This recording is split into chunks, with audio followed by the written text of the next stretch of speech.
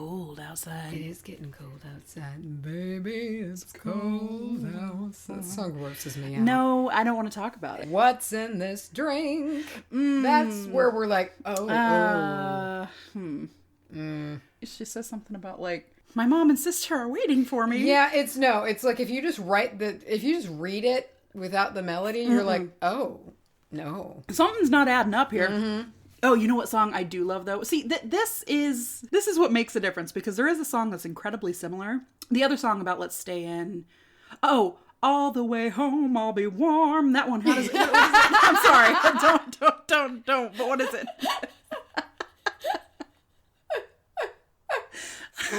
All the way home, I'll be warm. Oh, you know what I'm talking. What is that? It's. I don't know. But if you only hold me tight. That one. All the way home, I'll be warm. Is it Winter Wonderland? Oh, sleigh bells ring. Is that it? Are you listening? There it is. Yeah. Thank you. That one is very similar because it's about a couple. Walking in a winter wonderland. Thank you, Jesus. And the mat can build a snowman. And they're both not wanting to go home because they're canoodling. They keep trying to keep canoodling. But they're consensually I was going to say, the difference between these two songs is consent.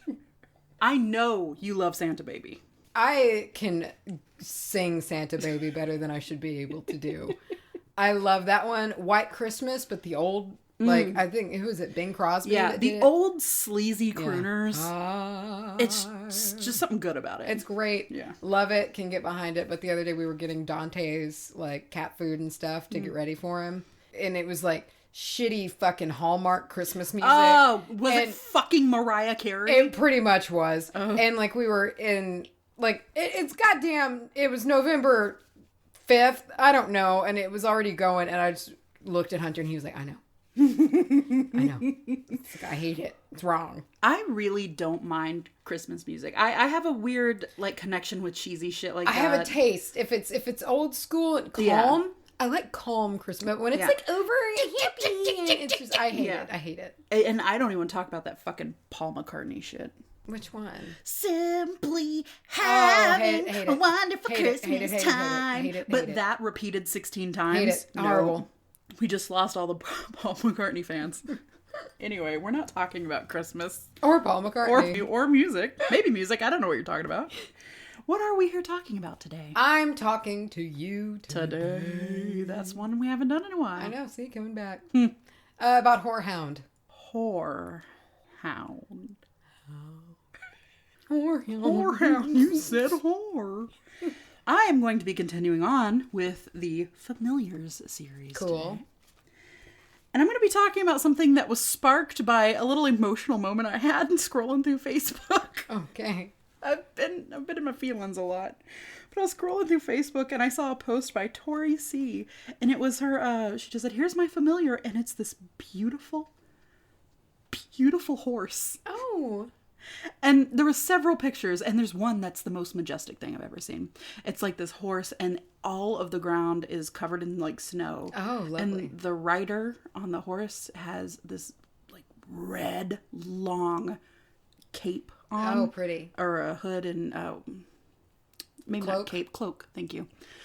It just looks so beautiful and so majestic. And I saw it and I kind of like a little bit. But then the next picture is the horse making the derpiest face I've ever seen. And I was just like, this is what I will talk about. I wrote Tori and was like, can I use this? And what's the horse's name? And spell it phonetically for me. What is the horse's name? This is inspired by Atina. Atina. And it's a breed of horse that I will not be able to say properly. Lipiziner? Lipitor.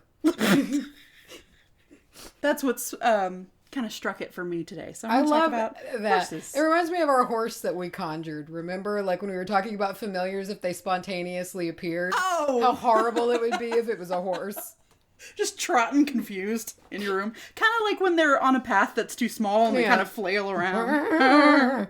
Nay! So, as always, these familiar episodes, they can be taken very literally, such as, here's some info about having a horse as your familiar. But it can also be more generalized, like horse energy, horse vibe, Horse. lunar vibe. So I was always taught in school that horses kind of originated in Asia and then made their way westwards. However, as I was reading, according to Scientific American, the first horses originated in North America and then spread to Asia and Europe. Big if true. Big if true. The horses that were left in North America. The horses left. I was this very sentient, migratory, judgmental herd. They all just said, I'm leaving, and trotted over. No, the horses that were left in North America became extinct around 10,000 years ago until they were reintroduced by the colonizing Europeans. Interesting. It's very recent data that suggests that. And it's very interesting because then you start to look into how did that happen? And it could go as far, because horses are old. I had no idea how old horses were. They are a really ancient species. This could go as far back as, the connecting, like the land bridge while that was still there. And maybe possibly like in the Leif Erikson, actual... I can't think of Leif Erikson without thinking of SpongeBob. I can't either. How exactly did they get over there? And it brings all these questions up. But that's what I read. And that deserves some more research. Clark was particularly intrigued by this, so I feel like we're probably going to come in the next episode. If I've made any mistakes, I'll correct myself. But according to Scientific American, that's what they say. Horses can be found all over lore from a wide span of cultures and backgrounds. To get into this a little bit, Epona, who's not actually just your companion from the Legend of Zelda games, but it's exactly apparently where she gets her name from, but was a Gallo-Roman goddess. Epona in ancient Celtic means great mare, and she was the protector of horses, donkeys, ponies, and mules. Well, that's a cool name. That's a nice touch that was her name. In the game is what I'm thinking. I know, that's like some deep shit. Lore. Some lore. But I can't tell you how happy I was when I was reading and I saw Epona, and I was like, excuse me? That's, yeah. Okay. Little, like, nerd Easter egg. But she was said to lead the ride of departed souls into the afterlife. That's lovely. Badass imagery. In the Chinese zodiac, if you were born, and I picked a wide range of years here because we have a wide range of listeners, so I want to go back, and it does continue to go back further than this, but if you were born in the years 1942, 1954, 1966, 1978, 1990, 2002, and 2014. Every 12 years. Then you were under the year of the horse, and you're said to be earnest, confident, hardworking, maybe a little hard-nosed, or more appropriately, mule-headed. Witches have long been associated with horses. And this next bit comes from a short but really funny and fascinating article by John Connolly entitled, "Witches Are Obsessed with Horses." Great. To the point. The opposite of a medieval title. Just, yeah. Very direct. Yep. So in 1726, a woman whose real name is unknown, but she's referred to as Janet Horne, which is apparently kind of like the Jane Doe for witches at this time in Scotland. She was killed for, you guessed it, being a witch. Love that. It's always a good time. It's always fun when that happens. I'm officially asking you for a historical witch episode. Okay, I'm excited about that. On this person, because it seems like there's a lot to this story. A lot to unpack here. A lot to unpack here. And I would love to hear it. So, of course, one of the pieces of undeniable proof that she was a witch was that her daughter was born with a deformation of her hands and feet. Oh, of course. Of course. Okay. But because it was her hands and feet, this spawned a rumor that Janet would turn her own daughter into a horse. How does that even... It gets worse. Stick with me. She would turn her daughter into a horse and ride her to the devil. Horse. OFC. I mean, what else are they going to do on a Saturday night? And then just ride out to the devil. But the reason behind riding out to the devil is hilarious to me. Because the big bad man himself would proceed to fucking shoe the horse. Put the shoes on the horse. So the devil is her... farrier. It's just horse cobbler. Okay. Great. That's powerful. If you have Satan as your farrier, Father Satan, Jesus Christ, you probably would laugh. I'm impressed at being burned at the stake. I'm impressed as hell. And how somebody came up with this is hilarious. I mean, seriously. That's like some effort to make that shit up. Also in Scotland, a woman by the name of Margaret Grant claimed that she had been... claimed that these people get me, man. She claimed that she had been... nothing else to do. And also not great imaginations, because she claimed that she had been turned into a pony, which, if you're going to make some shit up, go for the gold, man. Why are you selling yourself short? Don't be a pony. Go for a horse. Mm-hmm. She claimed that she'd been turned into a pony and made... all she said was, I was made to ride great distances. Oh, okay, great. So nothing particularly nefarious, just really fleshed that tail out. They really put me to work. They made me run a lot. In 1699, Sweden, stories were published about an army of witches that had been breaking into the homes of men and turning them into horses at night. Okay. Got nothing better to do. As you do. As you do. I've done that a few times, you know. And done that a few times. And then there are the stories of the night hag. Oh, love it. If you want to read more about her, and she's a trip, I advise you to check out that article that I mentioned before. It'll be in the show notes. But to sum it up, there were stories of an entity that would steal horses at night and ride them around. Always would bring them back. Didn't kill the horse, didn't do anything to it, but just rode it a lot at night. Okay. And apparently you could tell that she had been around because you would see the signs the next day. You'd have an exhausted horse. Oh, okay. Whose mane had been tangled and knotted. Oh. And I want to read a little quote used in Connolly's article. This is from the Horse in Magic and Myth, M. Oldfield Howley, National Sporting Library and Museum. Okay. It was very generally accepted as an indisputable fact that at this time, not only witches, but also certain malignant sprites who lived in the woodland gardens occasionally assumed the form of a woman clad in white, who in this guise would haunt the stables when night fell. They carried with them tapers of lighted wax. Or a candle. And they used the drippings from these to tangle the horses' manes into inextricable knots. That's shitty. To the great annoyance both of the steeds and their grooms. Yeah, I would say so. But that's kind of the worst I think that they would do is they'd make your horse real tired. So there's also that whole article, man, it was really good. It's really short, but it was a fun read. So there's also an interesting form of divination called hippomancy that comes from the early Western Slavic tribes, where the pattern in which a horse walks over an object will give you the answers that you seek. Oh my God. There's, of course, way more to it, but I think it would make a hell of a divination episode, so I'm going to save it. Yeah, I love all of the different styles of divination you've just never heard of. Exactly. There are so many. And this, apparently this is like you have to breed the horse, and then the horse is regarded like as an oracle. So it's a special horse. It's a special horse. It's not all chance. It's not just a horse you found in a shit field. Okay. You know, you gotta breed it. I know all about shit fields. Shit fields. Here's some symbolism of the horse.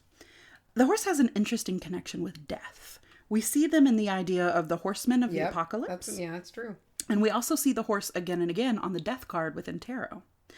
I see this as being very symbolic of the transitional stage. So do I. Yeah, the traveling. Kind of something's happening and it's the motivator behind it. It's not necessarily what happens because of it, but it's what brings you there. In tarot, there's a lot of fear among the death card, especially those who are not necessarily well versed in the meanings of the cards. And a lot of that comes from media. You know, movies, somebody pulls the death card and it's oh shit. Yeah. But it's actually, in my opinion, quite a positive card to draw. I'm always excited about the death card when I pull it. Because it's about change and the death of something old to come and take, so something new can move in. It's the whole phoenix ashes kind of thing. So the horse to me has an energy of delivery, that they are the strong, determined vehicle that carries the rider where they are needing to go. Okay. Almost that Samwise Gamgee thing of I can't carry it for you, but I can carry you. The companion. And when we picture the horse, they're the symbol of absolute freedom and gentleness. Even if you've been bitten or like somebody in this room thrown from a horse, that might not seem that gentle, but it's that kind of flip-sided coin. Like they have this air of majestic beast that is beautiful and free, but don't fuck with it. Yeah, they're still an independent being. Right. You know, if you walk up behind it trying to be funny, they will kick the shit out of you. So symbolism and some things here that you can incorporate into your life however you like. Maybe it's carrying a horse figurine with you to kind of harness this energy. Maybe it's calling on the energy of the horse, or maybe you were born with this energy, like to see the horse as maybe your spirit animal, or however this makes sense to you. The horse symbolizes freedom, but also our own driving force, our will, that and makes our sense. our strong. The driving horse. It's the driving horse. God damn it. It represents our strong emotions, the kind of raw and powerful emotions that we have. Yet we have the ability to tame those wild feelings into something that we can harness and work with. It also represents a symbiotic relationship. So when you're working with a partner, you can benefit from the energy of the horse. And I feel like Wabah kind of has some of this horse energy. Okay, yeah. A little bit. I would like to think so, kind of carrying forward in a powerful way. I think so. I kind of see that in a relationship between two people, and it's very emotions based. And I was reading this and I was just like, I think that we might have some horse energy going on. Horse energy grants intuition and the ability to overcome obstacles or jump hurdles, the ability to run from situations or people of a low vibration, fear, hindrance, anger, general situations or people in your life. You can run away from that and towards abundance of finance and of personal joy and happiness. Okay. It sets the soul free. I saw that written somewhere and I thought it was really pretty. I could see that written in script on horses, it sets the soul free. Like on the back of somebody's truck, airbrushed on. Yes. Yeah. A window decal. Yeah. You can harness horse energy when you are working with the third eye, or, that intuition. When you're looking to be a bit spontaneous and adventurous, the energy of the horse is with you and can be called on to help. People born with horse energy are free spirits. They desire flexibility, they are funny and sophisticated. Oftentimes, they are the most unselfish people, very generous of spirit, and they're said to almost always be good at what they do if there's passion there. Okay. And as long as they do have passion for it, they don't need to be prompted by anybody to do what they love. So they don't need poking and prodding to get to a project. They will just kind of take it in a very headstrong way if they're passionate about it. I want to wrap up my little segment on horses here with an excerpt from inkedgoddesscreations.com about the horse. And by the way, Inked Goddess Creations is the creator of the Goddess Creation box, the witchy subscription box that you can get in different sizes and different price amounts. They even make one for kids. I think it's $5 to $10 a month, but they'll send little witchy things good for kids. That's cool. So check those out. Not sponsored or anything. I just think it's very cool. Okay, so they say there, the horse has been an important part of human society for thousands of years. They have been used as working animals, sports participants, war beasts, therapy animals, and companion creatures. Cultures have been shaped by the presence or absence of horses. That's very true. Horses have long been a symbol of power. The burial sites of ancient royalty and warriors often include the remains of horses, sometimes carved ritual horse totems and artistic items featuring horses or made from the bones of horse. So, okay. Yeah, that makes sense. Figurines of horses or things made from actual bits of horses. I meant invoking horse energy, but I wrote invading horse energy. Invading horse energy. Invoke horse energy in your spell work when you need to be aware of everything that is happening around you. Horse grants you the speed of thought and courage to continue forward. And that's horse energy. Horse. I like it. It's kind of funny to me because I just keep picturing BoJack Horseman and he's none of those things. Yeah. I guess it's like people. Everyone's gonna be different. You get a bad egg every now and again. Every once in a while. You get a real dud. I'm gonna talk to you about Horehound. Tell me about the Horehound. That sounds like an insult you would give a scallywag boy. All right, listen, you whorehound. Yeah. I saw him jumping from window to window, the whorehound. I don't know. It's like anywhere you could put in the word rapscallion. You could throw whorehound in there. Street rat. I don't buy that.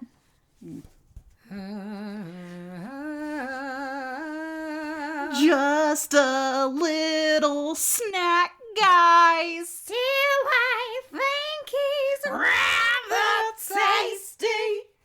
Gotta eat to live, gotta still to eat. Otherwise, we'd get along. All right, Jesus. Okay. One step ahead of the now. Two step. I still I can't afford. That's everything. I forgot about that little. What's everything? Okay, whorehound. Yes. All right, scientific name. Marubium vulgare. Vulgare? Yeah. This better be a little horny. If it's not, I'm gonna be upset. It's not. Really? I know. Its name is Whorehound. I know, it's a misnomer. And it's vulgare. Okay, sure. Known as white whorehound, common whorehound, or just whorehound. Okay. Imaginative. Great. It's a flowering plant native to Europe, Northern Africa, and Southwestern and Central Asia. A whorehound, like many others, belongs to what family? The mint family. God damn it. All of them. So the name Every whorehound plant is mint. is mint. So there's two origins here to whorehound. One's much less fun. So one is that it's believed to have derived from whore, originally spelled Haor, meaning white or light colored, and hewn, Hune, which was like a designated class of herbs. Except over time, people changed that from whorehewn to whorehound and changed the spelling. Texans got a hold of it. Yes. Yeah. And the other one is that people say it was named in honor of Horus. Oh, okay. Don't know which one. I choose to believe that. And that's how rumors get started. And there you go. It is super invasive. I mean, like, super invasive. Like, Australia's had a problem with it. New Zealand has had a problem with it. It's in North America in patches. Like, it'll grow anywhere. It'll fucking grow anywhere. Whoa. It is very invasive. So if you do grow it, keep it contained in a container pot or like a bed or something.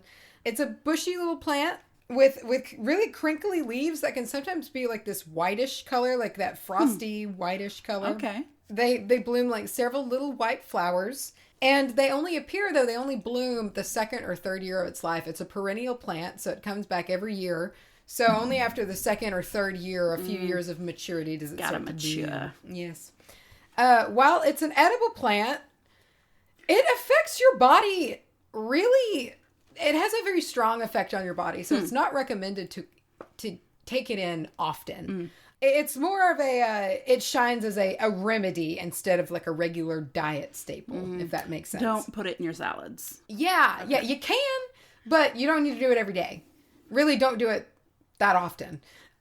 So don't do it at all. Just don't do it at all. That said, it's shown like a really big immune system like boost property. So some people drink a tea of it once a week. Oh, okay. Of the leaves and like make a tea out of it. It's pretty bitter, so a lot of people sweeten with honey. But that was from ediblewildfood.com. Oh. Yes. It's long been used as a cough suppressant for a very long time, like folk medicine shit. It's been used forever. During a cold, and today it can even still be found in some lozenges and like throat drop brands. Really? Yes. Cool. It's also an expectorant. So it will loosen and allow you to cough up mucus, which back in the day was the difference between life and death. Oh, yeah. You know, it's the difference between surviving and pneumonia. Yeah. So that people would take in a lot of it during that time. I mean, it's gross. But it is necessary. Happen. Also, it's long been used to treat intestinal parasites. Yeah.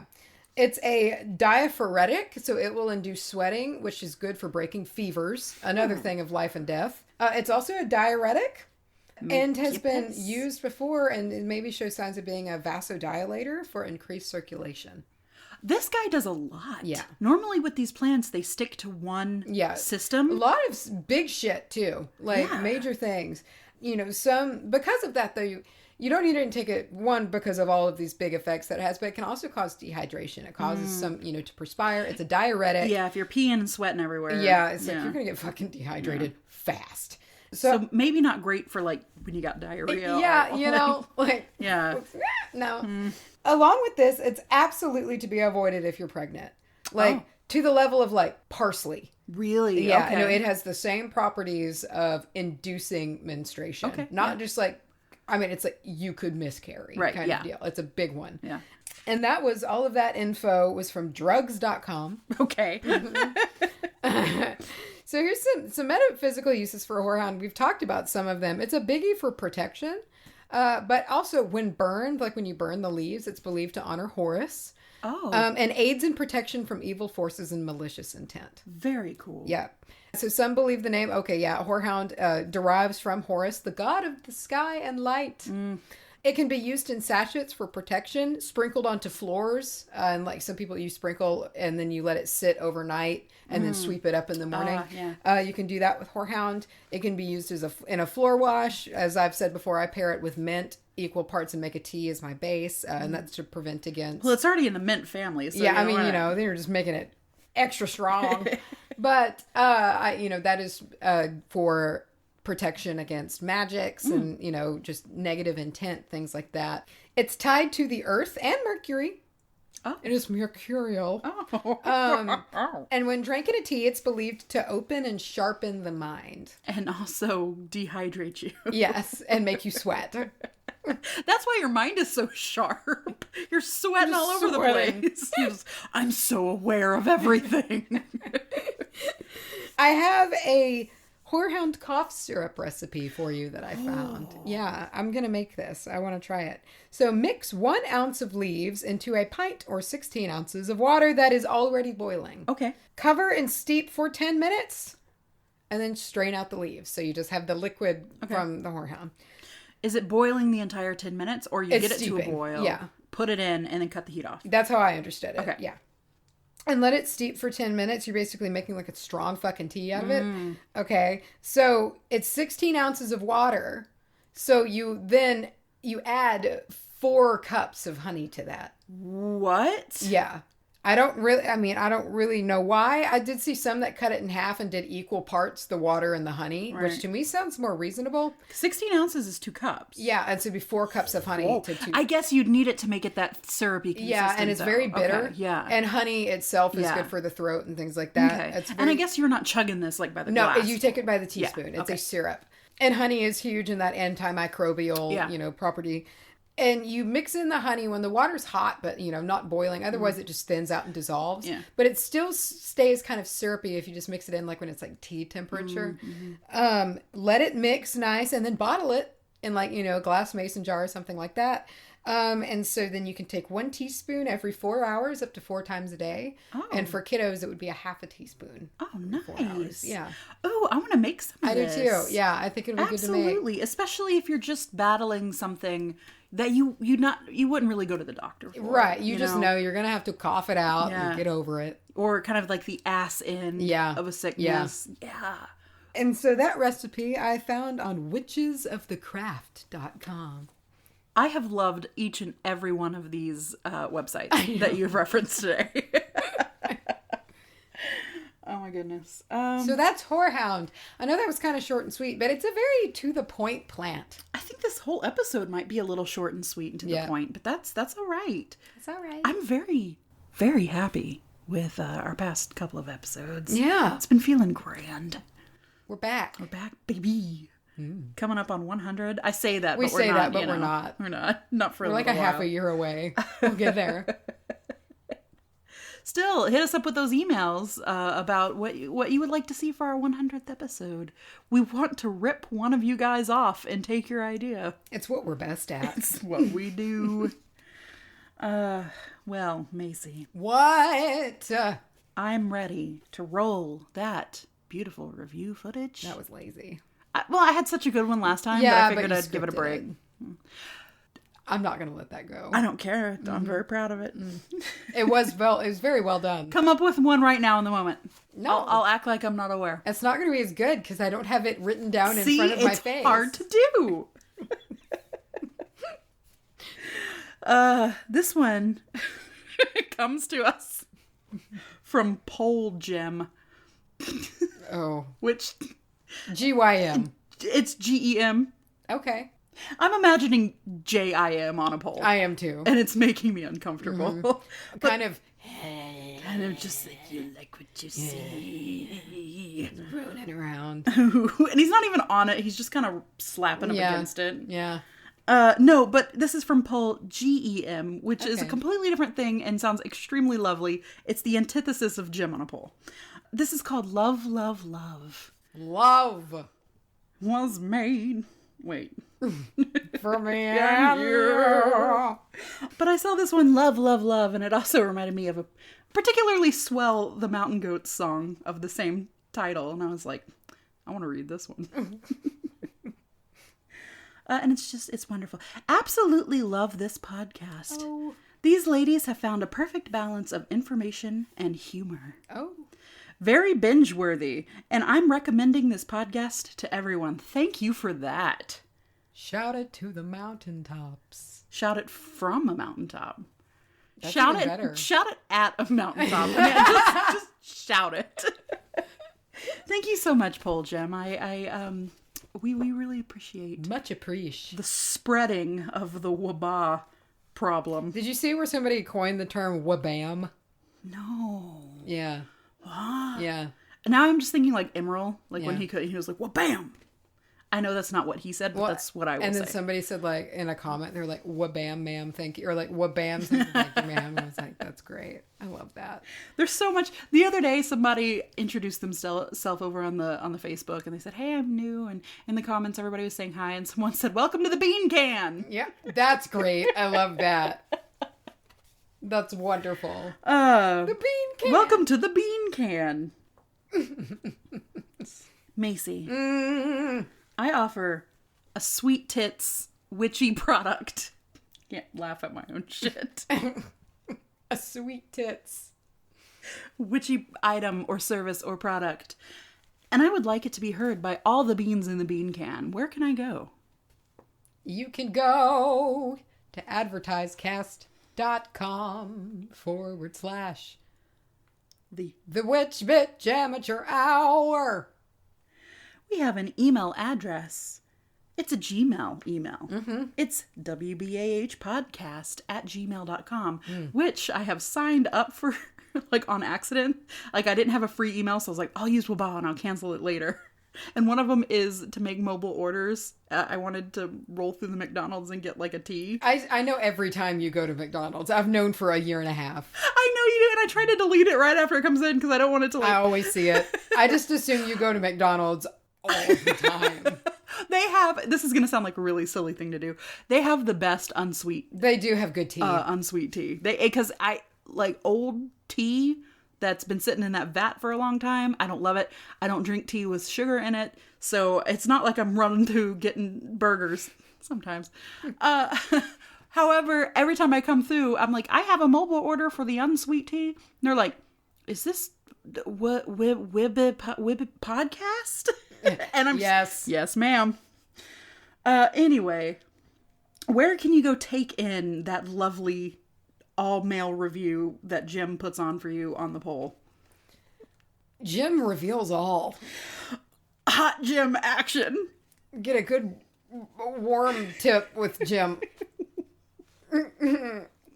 Experience the warm tip. Experience the warm and the tip. chilly fingers of Jim. Ew.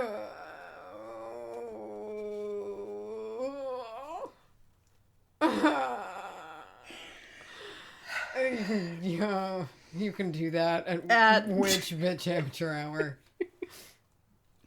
God. We have a Twitter at Bitch Hour. Horehound Hour.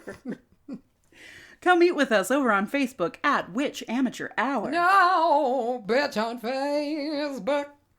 We have a Patreon if you would consider supporting the podcast. Question mark. Patreon.com/wbahpodcast. Mm-hmm. And tell us where that little...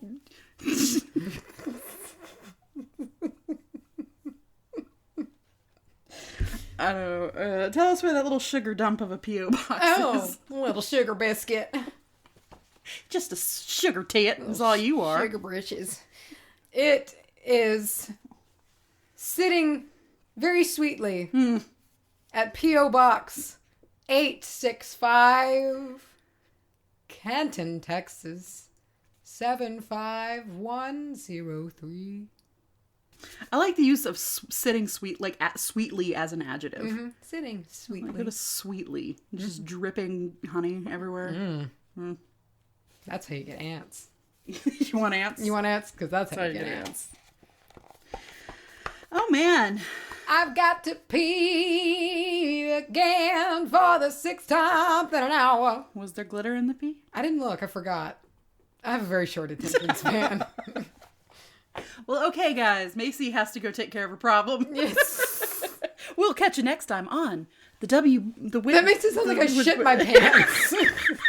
Did you not? Bring in that music.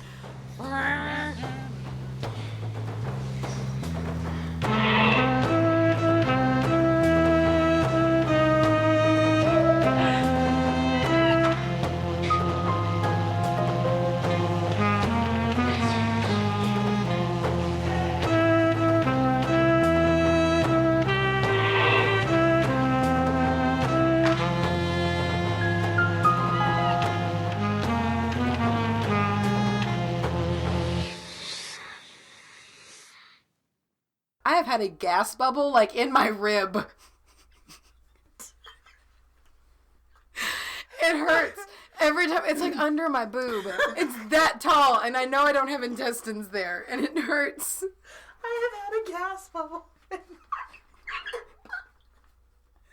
hurts so when I laugh. God. Oh, God. Oh, okay. Oh, I gotta stretch out.